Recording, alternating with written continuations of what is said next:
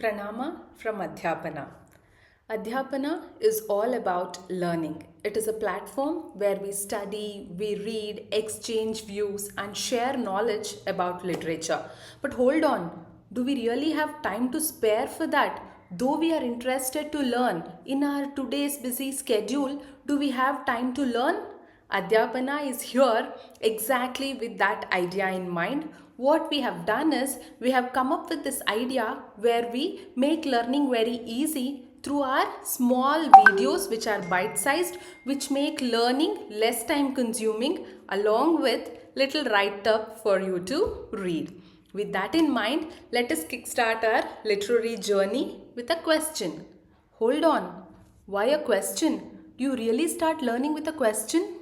Yes.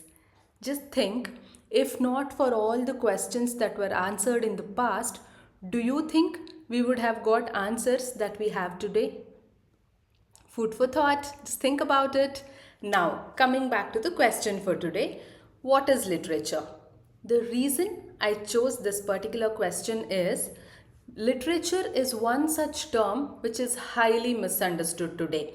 So, I would like to begin with defining what literature is just not. Literature is definitely not those hefty books which are in the libraries and which belong to the past. It's just not that. It is not something which is incomprehensible. Literature is not produced by a single nation and in a sole language. What I mean to say is, whenever somebody mentions the word literature, it does not refer to only English literature. Because literature is produced by all countries, creed, culture, and in numerous languages. But you know what? The magical part of literature is literature transcends all these boundaries. Now, coming back to our original question, what is literature?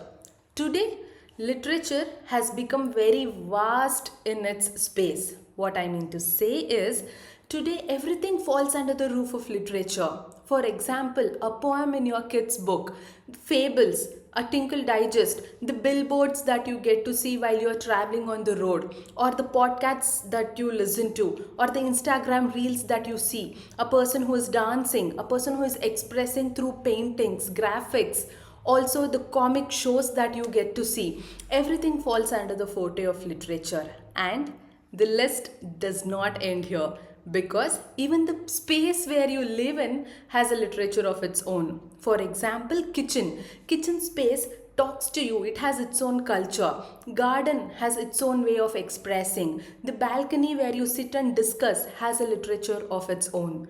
Along with these, we have the reviews, we have the critical reviews, also we have journals in all areas of study, be it commerce or arts or science or graphics. All of these come under the umbrella of literature. Now, what was our standard definition of literature then? Back then, literature was all the written work. It could be prose, poetry, drama, fiction, but then which has high aesthetic value and artistic merit. But today, this standard definition falls short to define what is literature. The reason? Literature has grown very vast. It has just spread its wings. Therefore, the standard definition becomes irrelevant today. And today, literature is accessible for everyone. It is within our reach, which was not the case earlier. Literature was made by or produced by specific people for specific group of people, which is not the case today. It is accessible for you and I equally. Therefore, literature has widened its scope and it is present in a larger space.